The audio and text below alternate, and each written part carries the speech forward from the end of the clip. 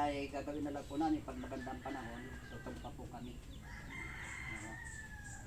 At siguro ay mamaya ay kausapin na lang po yun si bilang pangunahin dito sa parang pinakang coordinator ng mga kabataan dito para at least pag nandito sa may makapunta Okay, so ngayon po tayo ay muli mag-aaral ng salita ng Diyos. Sama-sama po tayo gagawin ko po siguro ay ang bawat isa ay mag-participate sa mga katanungan ko, sasagot lang po tayo para makuha po natin yung ating pinupuntos kung ano ba talaga yung nais ng Diyos sa buhay po natin. Okay. So ngayon po bilang pangunahin, meron lang po akong katanungan. Katanungan na kayo po yung sasagot. Parang kumbaga babalik na rin natin, kayo yung teacher, ako yung estudyante. Ako magtatanong. Kayo po yung sasagot. Tama po? Okay, ito po yung unang katanungan ko. Para sa iyo, alin sa mga ugali mo ang gusto mong baguhin? Dito ko muna umpisahan kay Kuya. Pag ganyan tayo. Ulitin ko yung tanong. Para sa iyo, alin sa mga ugali mo ang gusto mong baguhin?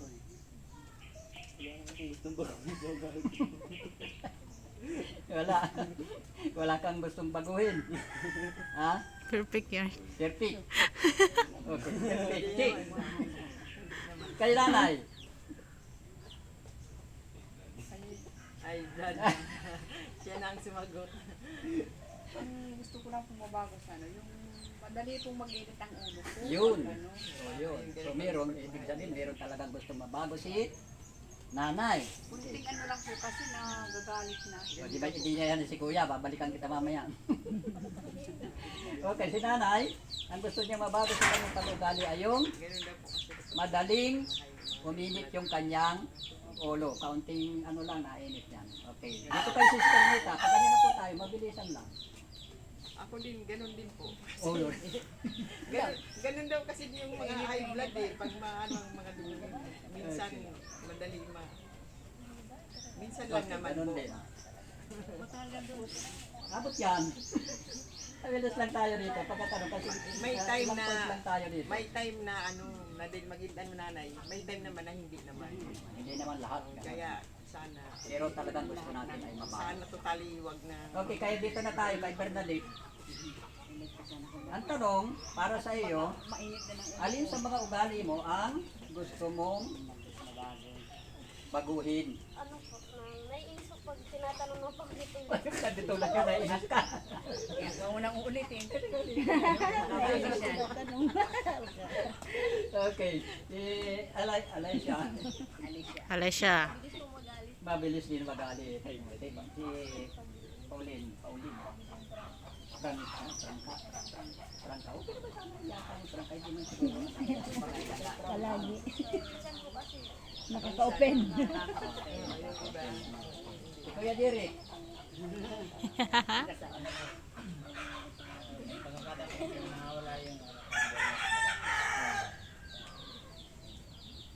Si Kuya Jules, bilang isang leader ng youth. Ano po ako siguro sa ugali ko?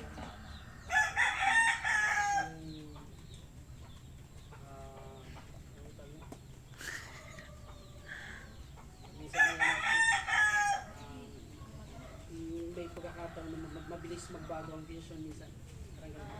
Pabago-bago Hindi na. pag-iisipan yung Pabago-bago. pag-iisipan ng mga desisyon. Okay? So ganun pa napakinggan natin si Ate Lucas naman. Ano naman yung alin sa mga ugali mo naman Kasali pala ako gusto dyan. mong baguhin? Sorry ko yun.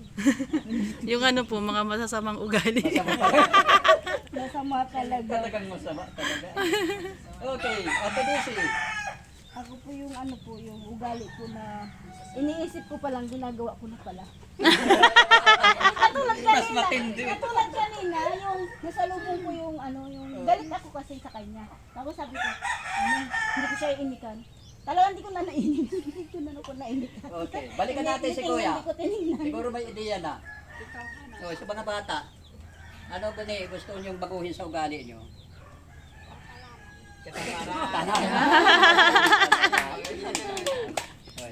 Ugali kasi yan, ano. Okay, balikan natin si kasi at si Nene, ano. Tama yun. Anong gusto mong Anong mabago gusto sa mong ugali? baguhin? Mangga. Damuhan. Bata, mayroon ng gustong Baguhin. mabago. Alam na nilang hindi maganda yun. Dapat mabago. Balikan natin si Kuya. Maaring mayroon na. Ayun na yan. Baka naunahan ka Wala na, ba? Jimmy. Wala pa rin. Okay. So, lahat po tayo, may mga pag-uugali, ano, na gusto natin mabago, pero minsan ayaw natin baguhin. Basahin po natin ang sulat po ni Santiago, chapter 4, verse 6 hanggang 10. Totally po yung verse 6 lang muna po ang babasahin natin. Sabi po rito, ngunit ang Diyos ay nagbibigay ng higit pang pagpapala. Kaya't sinasabi ang kasulatan, ang Diyos ay laban sa mga mapagmataas. Ngunit pinagpapala niya ang mga mapagpakumbaba.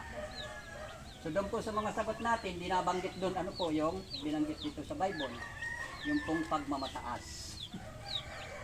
Ang sabi na po ng sumulat, ang Diyos daw po ay laban sa mga mapagmataas. At ngunit daw pinagpapala naman niya ang mga nagpapakumbaba. Dalawa po ito. Kaya ang pag-uusapan po natin ngayon ay patungkol po sa pagpapakumbaba. Dahil po ang isang pagmamataas, isa pong uri ng pangalawang kasalanan ni Satanas. Kasi po dalawa lang naman yung kasalanan ni Satanas na matindi. Saka na natin pag-usapan, ito lang muna. Ito muna tayo kasi ito po ay itinasik din ni Satanas sa mundo. Yung pong pagmamataas. Ngayon, sa pangalawang tanong ko po, ano po ang nagiging hatid na problema sa iyo kung ikaw ay nagmamataas? Lalayuan ka. So, general na po tayo magsagot. Halimbawa, sa buhay po natin, ano ang nagiging problema nito sa ating buhay kung tayo po ay mapagmataas? Maraming away. Yan. Maraming kaaway, maraming naiinis sa atin, maraming tao ang ayaw nang lumapit sa iyo. Yun po ang nagiging resulta ng isang taong mapagmataas. Yun po, yung kapitbahay mo, grabe ang kayabangan. Siguro hindi ka na lalapit doon, lalayo ka na. At isa pa, ang isang taong yan, magana ganyan ng pag-uugali, pampulang-pulang usapan niya ng buong barangay. Ay, kami dito, mayroon.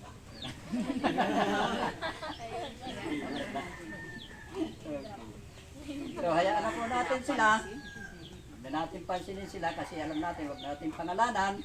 Kasi po ito, sa buhay po natin, bawat isa sa atin, tayo po ay mayroong tinatawag na pride sa ating mga buhay. At ito po yung dapat mabago sa ating mga buhay. Ano ho? Ngayon po, ano ang dapat makita sa isang taong mapagpakumbaba? Ano po ang dapat makita? Okay, tanungin natin si Bernadette ulit. Para mainis na sa atin. Ano ang dapat makita sa isang taong mapagpakumbaba at makikilala natin siya na hindi siya yung taong mapagmataas? Okay, wala pa tayong ideya pero ang Bible po, pag binasa natin ito hanggang doon sa verse 10, naandun lang po yung kasagutan. Yung tinatawag na makita po natin ang isang taong mapagpakumbaba. Unang-una po, siya po ay nagpapasakop sa Diyos sa verse 7. Kung ang tao po ay nagpapasakop sa kalooban ng Diyos, yung nais ng Diyos sa buhay niya, at yun ang sinusunod niya, ibig sabihin nagpapasakop siya. Pero kapag hindi siya nagpapasakop sa Diyos, siya po ay mapagmataas. For example na lang po, sa mga babae, ano po? Oh, babae ha? Oh, may mga babae kayo dito, at sigurado may mga dalaga at may mag-aasawa pa, at may binata. Ito po yan. For example, halimbawa po, sa isang mag-asawa, yung babae ay ipinag-uutos po ng Bible na ang babae ay magpasakop sa kanyang asawa. Ang tanong po dyan, yan po bang pagpapasakop sa ating asawa nagawa po kaya natin? O yung mga lalaki ang sinasakop natin? Ah. Di po ba yung pagpapasakop ay kinakailangan? Kasi po sa mag-asawa, sa kanilang sa seremonya ng kanilang kasal, nabanggit na po yun na, kaya nga yung dilo, ayun ay nagpapatunay na, nagpapasaklaw siya doon sa kapangyarihan ng kanyang asawa. Pero kabaliktaran po ngayon, minsan ngayon ang mga lalaki siya na ang nasasaklawan. Kaya may tawag kami yun sa salita namin noon ng mga paralasing pag hindi ko man alam na salita yun. Ang tawag namin dito po yung mga barkada namin, under the sacrifice of the urinals. Hindi naman namin alam kung anong English yun. Pero ang alam namin noon, under siya ng kanyang asawa. So kasi po, ang pagpapasakop kahit sa mga kabataan, sa magulang, kung ano yung kalooban ng magulang sa kanila, dapat po nagpapasakop yan. At kapag sila ay hindi nila ipinasakop ang kanilang buhay at sila ay nagsasarili, ito po yung ugali ng isang taong mapagmataas. Tama po? At sa buhay po natin ngayon, karamihan tayo po, hindi tayo nagpapasakop sa Diyos. Ano ang palatandaan na hindi tayo nagpapasakop sa Diyos? Sabi ng Diyos, 6 na araw kayo magtatrabaho, gawin ninyo ang lahat. Pero yung 7th araw, ibigay ninyo para sa trabaho pa din. Nasaan sila ngayon? Trabaho pa din. Hindi nila nasasunod yung kautusan ng Diyos, yung nais ng Diyos sa buhay ng tao. Napakaganda po yung kalooban ng Diyos, magpapahinga lang, hindi puro trabaho. Papahinga ka, pare ka marunong. Pero ngayon po, tandaan po natin kung talagang nasusunod yan ang pagpapasakop sa Diyos, yung kalooban ng Diyos. Pagdating po ng araw ng 7th araw, kasi ang 7th araw po sa ating ngayon ay linggo. Ngayon po, nasaan ang mga tao, nagpahinga man sa trabaho, nasaan sila ngayon? Sa bunga. Saan ang pinakamaraming tao? Pag araw ng linggo, kuya. Sa bunga. May Kristo din doon ay ano? Sa bungan, na video ukihan, kaya kung saan yan. Imbis na sundin po yung kalooban ng Diyos, nilalabag po yun, ibig sabihin, ang tao po, mayroon pagmamataas sa Diyos na ayaw pasakop sa kalooban ng Diyos. Ibigin mo ang iyong kapwa, gaya ng pag-ibig, ibigin mo ang Diyos ng buong puso, nawawala po yun. Ibigin mo ang kapwa ng buong, gaya ng iyong sarili, so nawawala po yun. Hindi na, ang tao po ay hindi nagpapasakop sa kalooban ng Diyos. At isa pong pagmamataas yan. Pangalawa po, na makikita po natin, siya po ay lumalapit sa Diyos. Lumalapit siya po sa Diyos. Ngayon ang tao po, saan po sila lumalapit? Kapag may problema sila. Parang mauutalan. Sa Bombay kumakapit. Minsan, ay may problema, pag problema sa financial, nalapit sila sa Bombay, sa mga tao. Madagdagan kasi 5-6. Pag mayroon silang mga problema sa buhay, na dapat ay sa Diyos lumalapit, kung kanino lumalapit. Lalo na pag may karamdaman, Isang nagpapakita po na tayo nagpapakumbaba. Ano man problema natin sa buhay, sa Diyos po tayo lumalapit. Pangunahin po, sa Diyos tayo lumalapit.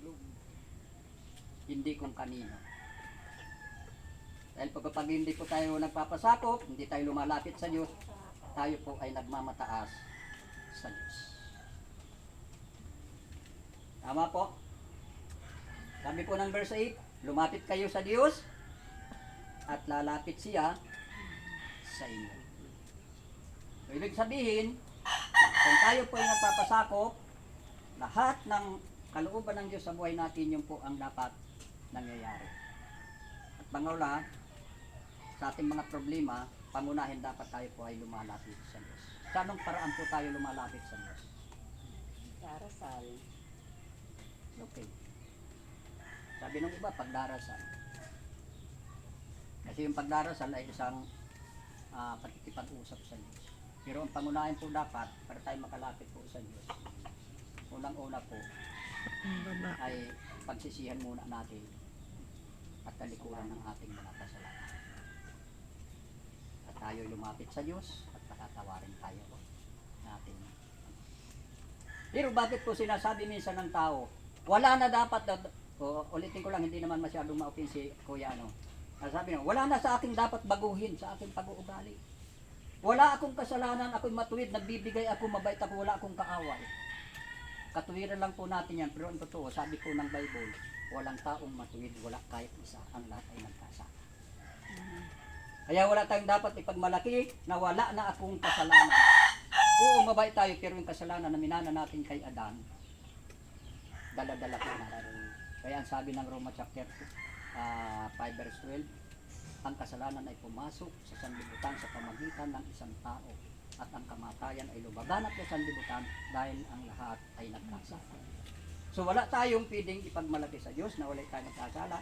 Kaya tama lang po yung tanong kanina na dapat yung mga ugali natin na yan ay isang mga dapat mabago sa ating mga buhay.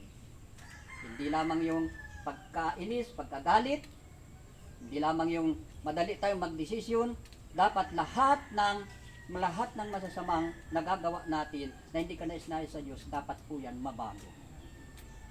At yan po, mababago lang yan kapag lumapit po tayo sa Diyos. Magpasakot tayo sa Diyos. Tama po? Yan po yung napakahalagang itinuturo ko sa atin para po tayo ay maalis sa pagpapakumbaba. Okay. At yung pangatlo po, sa verse 8 dahil pa rin po, marunong siyang tumanggap ng pagkakamali. Yung isang tao daw po na hindi tumanggap na siya pagkakamali, isang nagmamataas. Pride po yan. Ayaw aminin na siya ay mali. Gusto niya laging tama siya. No?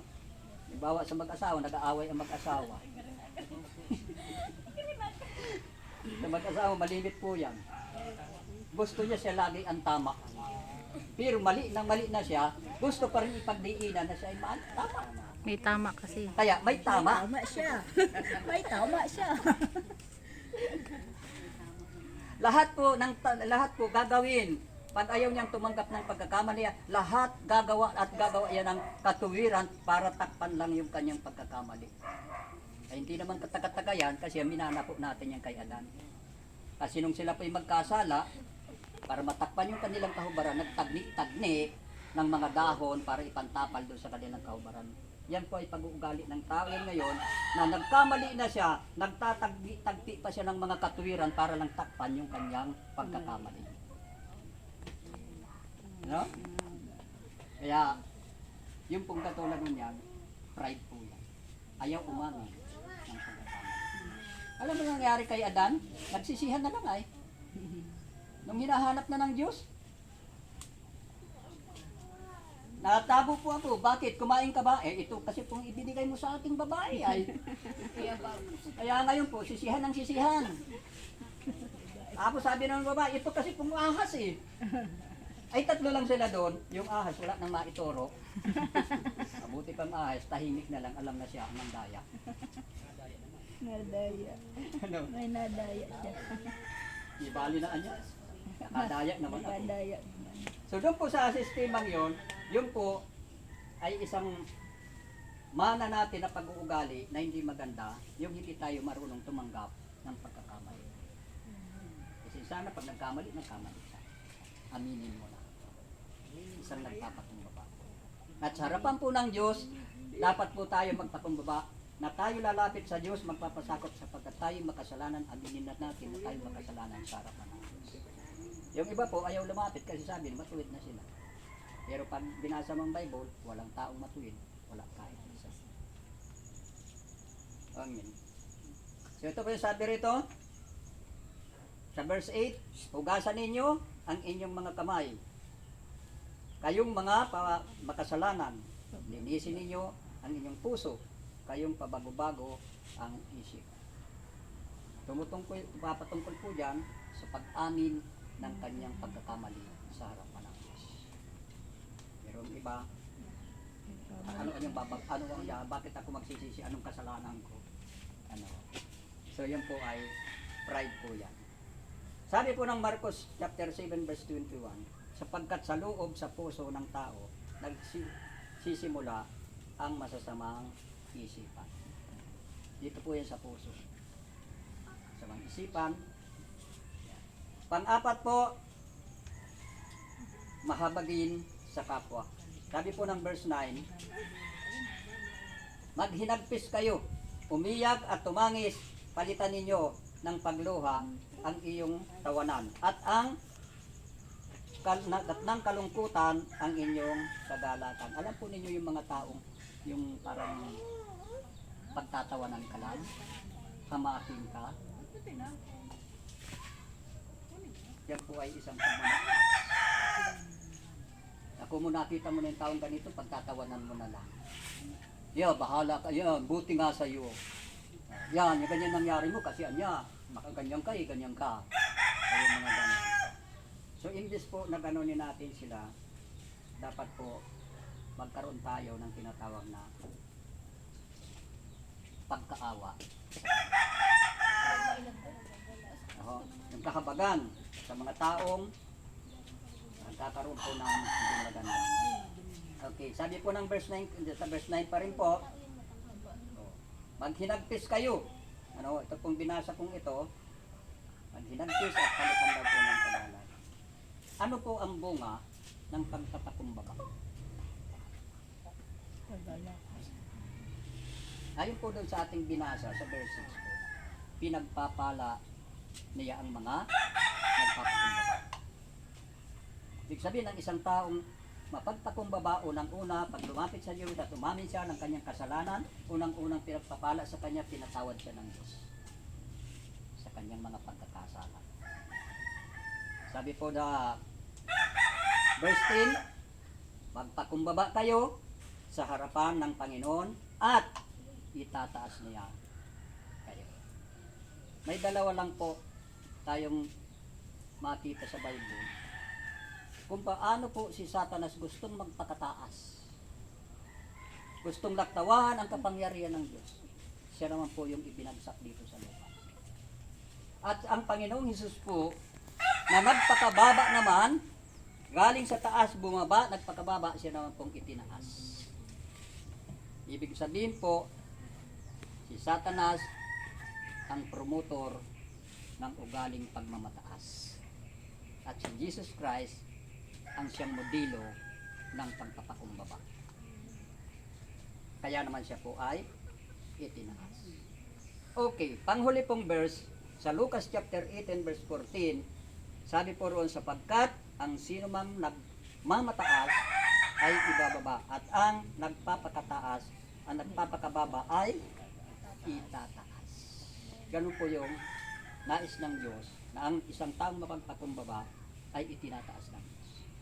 Kasi po itong verse 14 na ito ng Luke 18, ito po yung conclusion ng Panginoon doon sa kanyang ikininto na dalawang taong pumasok sa templo na nananalangin. At sabi ng Pariseo, sabi ron, Panginoon, nagpapasalamat po ako sapagkat ako'y sabi na doon, ay matuwid, hindi tulad ng taong yan na magnanakaw, Mangatlo akong nagbibigay ng ikapo, nag-aayuno. Ano? Pero sabi po ng Diyos, ng Panginoon, ang kinalugdan ng Panginoon ay yung maniningil ng Diyos na hindi makatingin sa langit at dinadagukan ang kanyang dibdib, na umuusad lang kanyang panalangin sa taimtim na panalangin, na sabi niya, Panginoon, kahabagan mo po ako na ako'y isang makasalanan. Kaya sabi ng Panginoon, umuwi na kinalugdan ng Diyos yung nagpakumbaba, pero yung nagmataas ay hindi kinalugdan ng Diyos. Sa makatuwid po, tama ang sinabi ng Panginoon na ang nagpapakataas ay ibababa at ang nagpapakababa ay itataas. Kaya ito po sa buhay po natin, kaya yung unang katanungan ko po kung anong ugali ang dapat mabago sa atin, dapat lahat po mabago. Lalong higit ito pong pagmamataas. Ang dami po ngayon mapagmataas.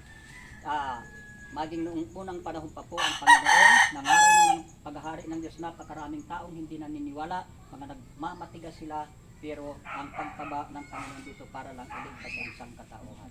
At tayo po, sabi po ng Hebreo, na once na mapakinggan ninyo ang salita ng Diyos, huwag ninyong papagmatigasin ang inyong mga puso. So, kasi po, ang salita ng Diyos, yan po ay magbibigay sa atin ng ganap na pagbabago sa ating buhay. At higit ay ang kaligtasan po ay inaalok ng Panginoon na walang bayad. Tama po?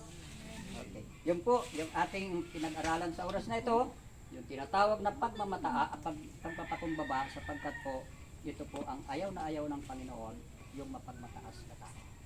Dapat po matulad tayo kay Jesus Christ na maging humble po siya. Marunong mag-amin ng pagkakamali at marunong magpasakop sa Diyos. Marami pong tao ngayon kahit sa gobyerno ayaw na magpasakop sa batas. So, yun po yung mga tinatawag na mga mapagmataas. Okay, tayo pong lahat ay manalangin. Nakilang Ama, marami pong salamat sa oras na ito. Sa pamagitan o Diyos ng iyong katuroan na ito, nawa o Diyos, ay ang bawat isa sa amin, tunay na mabago o Diyos ang lahat ng hindi kanais-nais na mga pag-uugali namin na nagdadala sa amin ng kahatulan, sapagkat tunay o Diyos na sinasabi mo na ang mga nagpapakataas ay ibabagsak mo, subalit ang nagpapakumbaba ay itataas mo. Kaya Ama, isa sa mga ugali po namin ay mawala ay ang pagmamataas sa aming buhay. Na kami o Diyos matutong magpakumbaba, magpasakop kami sa iyo, at anuman mga problema namin, sulirin namin sa buhay, sa iyo lang kami lalapit at hindi kung kanino o Diyos. Kaya Panginoon, na nararapat lamang na kami ay sumunod sa lahat ng pinag-uutos mo. Salamat Ama sa oras na ito, sa iyong mga salita na aming napakinggan. Nawa to ito, magkamay namin ng may katapatan upang kami o Diyos ay tunay na pagkakitaan ng kababaang loob sa aming mga buhay. Salamat Ama, ito pong aming dalangin sa pangalan ni Jesus. Okay, yun po pagpapakababa.